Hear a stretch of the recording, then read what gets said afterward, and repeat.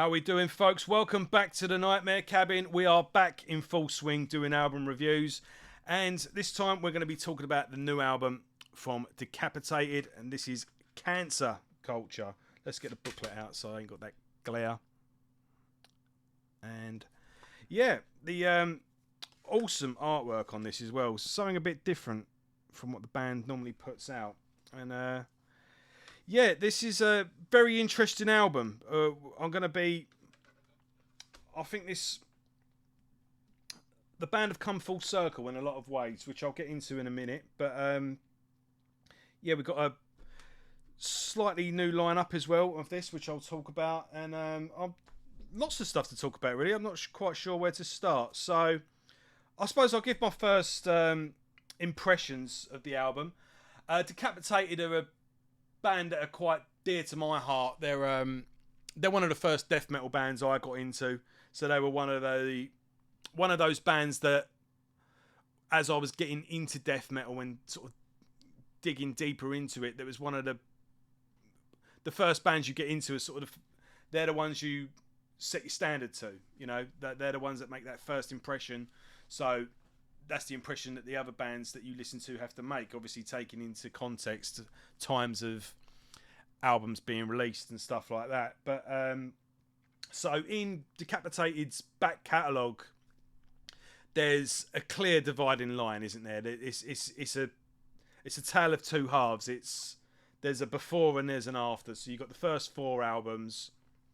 You've got the first four albums. Concluding with my favourite album, Organic Hallucinosis. The first album I got of the band as well. So I'm always going to have... You always have a soft spot for the first album that you buy by any particular band. And then I heard Spheres of Madness first, but just happened to get this one because it came out around the same time and then worked my way backwards. But obviously that album came out in 2007. The unthinkable happened. Every band's worst nightmare. Everyone knows, but yeah, the band had their tour bus crashed and tragically killing the drummer VTech. I can't remember. I know his name's Withold. I can't remember his surname, but yeah, and the singer at the time, Coven, Adrian Kalwanek, was severely disabled by the accident. He was in a coma for quite a while, and now he's now conscious, and but he is severely disabled. He has managed to attend a Decapitated show, though. I saw a post. I say not long ago. It was probably a lot longer than I think. But yeah, but you know, he's alive and he's as well as he can be, and I don't want to just say the guy's nickname. So Withold Celtica? No, that ain't right. Celtica, I think that is. But if I've completely butchered his name, I do apologise. But yeah, he was tragically killed, and he was a fantastic drummer, and obviously it's him and his brother were the main basis of the band. So Vog, Waclaw, again, I'm sorry with the names, but Katilka, there you go.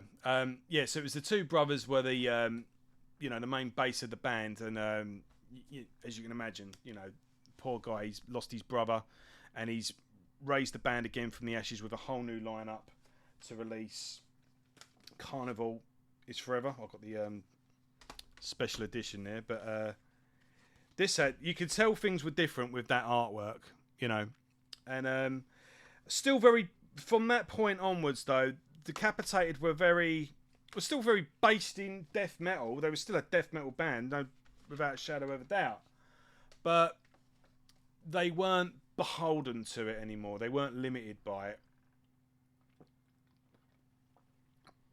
And they were very different from the sort of mechanical, dark, dystopian death metal that was on those first four albums. This, what they say, you know, that it was more groove orientated. I suppose it's a bit more like the later Cataclysm albums, and they did kind of branch out to a more broader audience, but I don't think the intensity or the heaviness was diluted in order to do that. And some, you know, bands do change, and generally speaking, for me, you know, I think a change is one thing, but you got to pull that change off. And I think Decapitated did pull it off. I mean, there is clearly a change from the second half of the back catalogue. Excuse me, but it's a change that I'm okay with. It's a change that I accept, and it was a change that I've had no real problem with. I clearly see the distinction between old Decapitated and new Decapitated, and I'm fine. I'm happy with both, and I think actually as well, from seeing the band live, I've seen them twice now. They mix the old and new material together quite well in their live show. So, you know, sometimes with death metal as well, certain bands, it can be a bit of a slog, just being brutal, and, you know, it can be a bit of a one-tone drone for a long set. So the mixture of the old material and new material kind of changes things up and changes pace throughout the show. So on Cancer Culture, we've got, let's go for the lineup. So obviously Vogue is the main member, the Steve Harris of the band. You've got Rasta on vocals. What's his name? Rafael Piotrowski, I think that is. And he's been in the band since 2009. And he's been on Carnival is Forever, Blood Mantra, Anti-Cult, and now this. So he's been in the band. He's the longest staying member since the band. I don't want to say reformed. What should we say? Rejuvenated. But and this time around we've got a new drummer, James Stewart. That's a bit easier. Again, it's always good when you look up a new member and you find out you've got a load of albums that he was already on. So here's a few I dug out earlier. We've got he drummed on Berserker Legion. Fantastic death metal album featuring members of Dark Funeral, Asphyx, and Johnny Peterson is the vocalist on that, and he's in about 100 different bands. Most notably, I suppose, he's known as the singer of Wombath bass in Just Before Dawn. He's got a bunch of projects with he's in Massacre now. He's done another project with Cam Lee. He's also done a couple of projects with David Ingram, mostly known for Benediction. So yeah, awesome album, and I have done a review of that album if you want to go back and have a look at that if you haven't watched it already, especially if you're new to the channel. And James Stewart was also in Bloodshot Dawn, a British band, fantastic British band. Done 3 albums so far. Good mixture between death and thrash metal with a good bit of technicality thrown in. Bit of technical wizardry with a bit of melody just to finish things off nicely as well. 3 fantastic albums. Might as well show these off quickly. But yeah, Bloodshot Dawn, definitely check them out. Anyway, onto the Decapitated. We got a bass player. He was on the last album as well. And what's his name? Powell Pasek. And I'm just looking at his thing here. He's in 2 bands. One's called Virgin Snatch, and the other one's called Anal Stench. So, yeah, make of that what you will. He was on the Blood Mantra album as well, I believe. So that's the lineup. I suppose we'll go into the music, and then I'll elaborate a bit more about how I think the albums come full circle. Or shall I do it first? What do I reckon? Right, basically, I think that the bands have revisited the heaviness, the brutality, and the technical assault of the sort of, the assault of sound that was on those first sort of 3 albums. mixing in the sort of dark dystopian atmosphere with organic hallucinosis, but they've revisited those first 4 albums with what they've achieved over the last 3 albums, what they've learnt along the way. They've come back to that with what they've brought with them from these last 3 albums, if that makes sense. So we've come full circle, but it's a mixture of everything they've done so far. But this also feels like the beginning of a new era for the band. So this feels like something cool's going on this album, and it feels like something new with everything that they've brought with them so far in order to create something new. So I think this is going to be the mark of a new era to the band, if this is, anything to go by. Right, so we've got a little short introduction track, and then we go into the title track, Cancel Culture. It starts off quite familiar territory, really. Good blast, technical riffs, crazy drumming. That just that shredding, that Fog is known for, with a nice bouncy chorus and a good use of grooves with Neeby. So it splits the song up nicely and changes pace, but it's got a really nice melodic solo section, and that's something that runs throughout the album. All the songs are as heavy, the heaviest they've been in a long time, I think. But when it comes to the solo section, there's tons of melody. The solos on here are masterpieces, and I don't, now Vogue is a member of Machine Head. Hopefully he'll get a bit more recognition than what he's getting so far, because I suppose Decapitated and a death metal band called Decapitated may have a limited audience, but hopefully now he's going to get a bit more mainstream exposure, and he'll be seen as and appreciated for the talent that he is, and this album proves it, I think. So all the solo sections throughout all these songs are just melodic and dark, and they're just delicious. Excuse me, that song as well, it gets as heavy and as brutal and as technical as it can get, but then it would just slide into these quiet parts where it'd just be dun dun dun dun dun, and then it just builds up back into the heaviness again. Fantastic. Just a Cigarette, pretty much like I said before. That starts out with clean guitar on the sorry, no, it doesn't start out. That does have clean guitar before the choruses kick in, and again, it's dark and melodic. And I will say this song, when it's during the verses as well, when there's like little, it kind of goes down into like a spoken word passage, so it's like it sort of goes into like it's like, this doing these talking bosses, it's dark and brooding, that sort of stuff.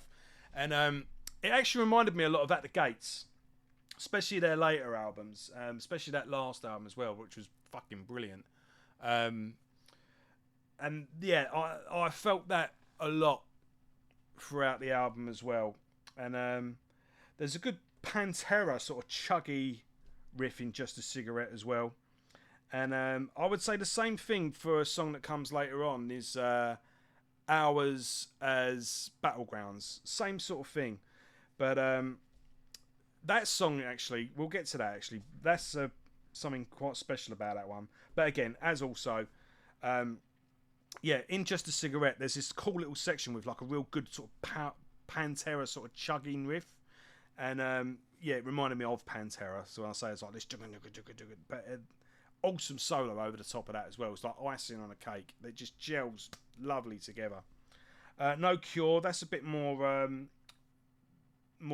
sort of they kind of go for the jugular a bit more on that one, to begin with at least. There's a real piercing long scream on that song. That's awesome. And again, dark, brutal, atmospheric interlude before it, towards the end of the song, before it just kicks in for one final assault at the end. Then we get to the 2 songs, Hello Death and Iconoclast, most notably because Hello Deaf has guest vocalist. Sorry, I forget the lady's name. Just look it up quickly. Tatiana Schmeiluk, I think that is. She's in a band called Ginger. I think that's how you pronounce it. It's Jinjer. I don't know anything about the band. I must admit.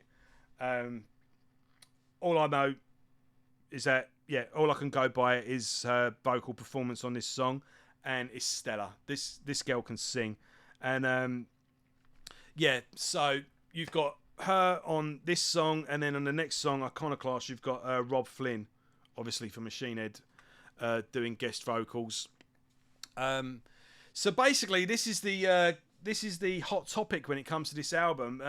There's a little bit of controversy, but not as much as I think people were quite expecting, or at least trying to make an issue of. So basically, Decapitated they've committed the ultimate sin on this album, clean vocals on a death metal album. You'd think Cryptopsy would have taught you that lesson. But look, I think... sorry, her name was Tatiana. Is that right? Tatiana, yeah. The way the song goes, it kicks off pretty typical Decapitated sort of territory. Right, nice, choppy, mechanical, frantic riff that Decapitated are known for. But then when it comes into that section, it sort of lowers down to sort of like some bass and some drums, like, you know, and then that's when her vocals kick in. And you know, what more could you have done over that section, really, apart from some, like, again, the whole dark, brooding spoken word bit where it builds up again, or maybe you could do some death metal growls, but yeah, maybe. But her vocals suit that part of the song really nicely, and there's a bit later on where she comes back in and she just goes up and up and up with this note. She just holds it and it just goes up and up and up, and it's fucking awesome. It's got to be said. And look, I'm alright with it. You know, it was something different, and they've pulled it off. You know, it's not as if they've just sort of broke into some good cop, bad cop. It's not as if it's throughout the album. It's just something on one song. This is the best way to pull. This is how you pull off sort of experimentation. If you're going to do something a bit different for your band and you're going to break the mold a little bit, do it on like a little bit here and a little bit there, rather than sort of what Morbid Angel did on that awful album where they just completely flipped. Or, you know, I'm trying to think of other examples, but yeah, rather than just go completely in the deep end and throw your audience off, leave little teasers and then see how their reaction is, and then do a bit more next album, and then it can evolve nicely. So if this is going to be a new thing, I mean, they've pulled it off on this album. So yeah, if they want to do it again with different vocalists, maybe Rasta, you know, in future albums could maybe do different things with his vocals. We'll see. Like I say, Decapitated, they are death metal in their base and in their roots, but they are not. They're clearly now no longer beholden to it or limited by it. And the same thing goes for when Rob Flynn comes along in Iconoclast, really. I knew Rob Flynn was on the album, but I didn't realise that was him singing. I was going, like, I know, I was listening that first time and thinking, who's this? It sounded familiar enough, but it doesn't sound typically like Rob Flynn. Again, he does some clean vocals on there, but not typical to what he would normally do in Machine Head. And it's a pretty good performance. So yeah, you've got those two songs smack bang in the middle. So they just leave it with you. So they've given you enough, then they leave you with that, and then they move on, which I think is quite tastefully done. The only thing that really worries me about these two songs is what they're going to do live. You know, if they do a tour with Ginger or a tour with Machine Head, okay, they can do that then. But are they going to tour, you know, people like who sing like Tatiana, few and far between, especially in the death metal scene, you know? So, yeah, that'd be quite... Maybe they could just, you know, stick it in the back pocket and only do it on special occasions, who knows? But no, it's cool. It's pulled off really well. It's done tastefully, and the change is done correctly and executed properly. So, no complaints from me there. Up next is Suicidal Space Machine. Really good song, as well as Locked. It's hard to say anything about those that I haven't said already. We're kind of getting... There's always the good mixture of technical, frantic riffing, insane drums, but then a good groove to thrown in there just to split things up a bit and get things moving, space things out, it's letting the riffs breathe, and then we will go into a nice melodic solo section, and all four musicians are absolutely at their peak on this one.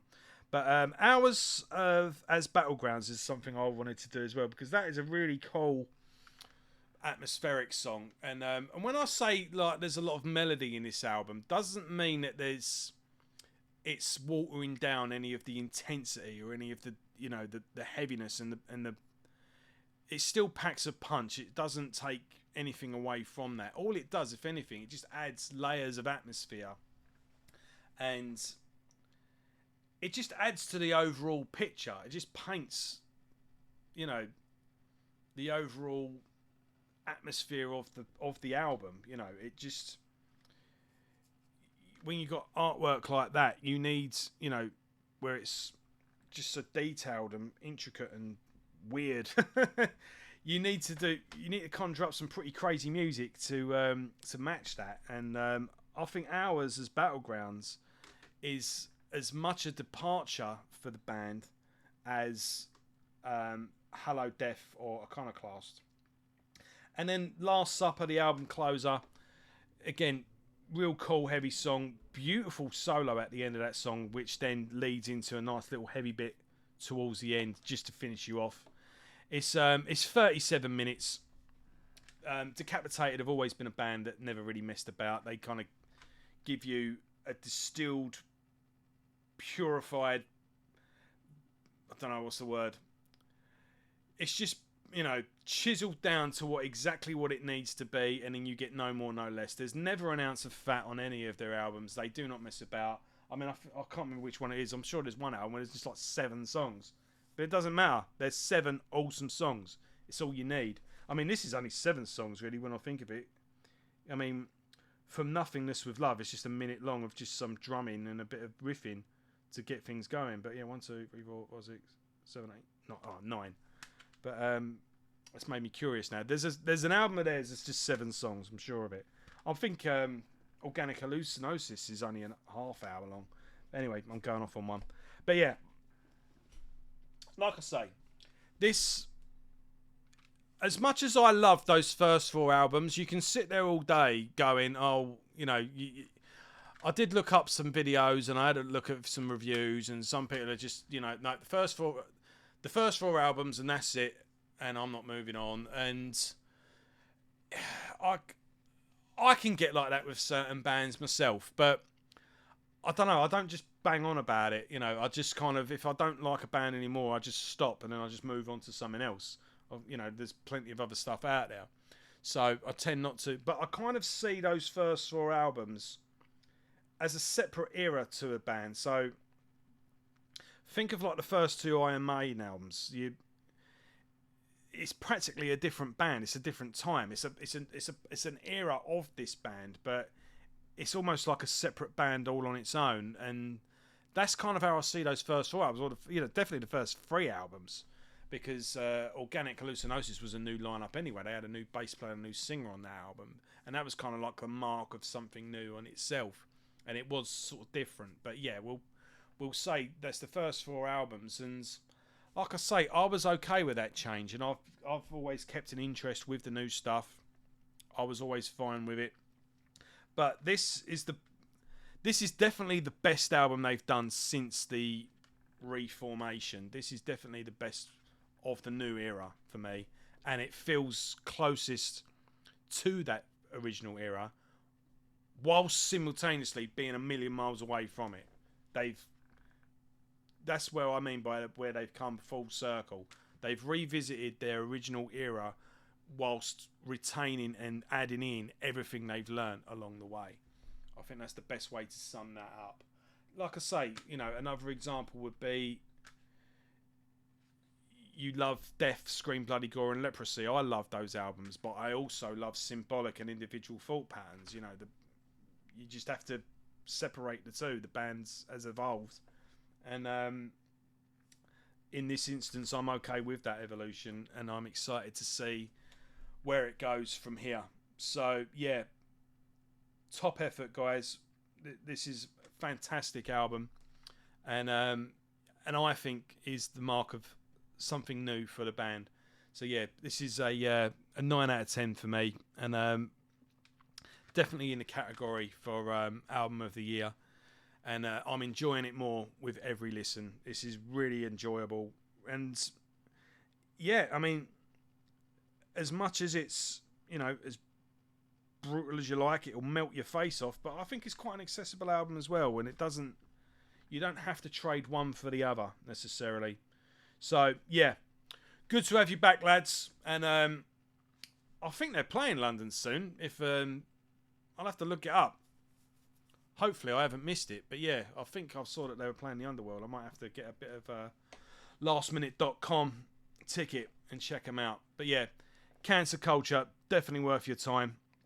As always, thanks for watching, guys, and I'll see you all soon. Take care.